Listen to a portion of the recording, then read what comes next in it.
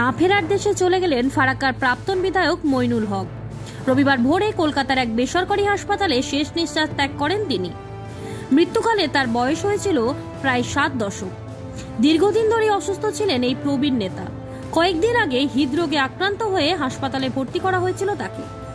এদিন ভোরে সেখানেই ইহলোক ত্যাগ করেন তিনি।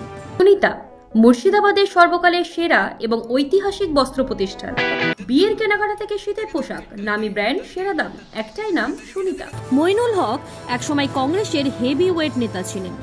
টানা 6 বার ফারাক্কার বিধায়ক হিসেবে নির্বাচিত হন তিনি। পরবর্তীতে যোগ দেন তৃণমূল কংগ্রেসে।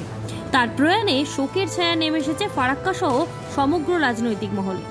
বহু মানুষের জীবনের সঙ্গে জড়িয়ে থাকা এমন মানুষের বিদায়ে এলাকায় নেমে এসেছে গভীর শোকের ছায়া।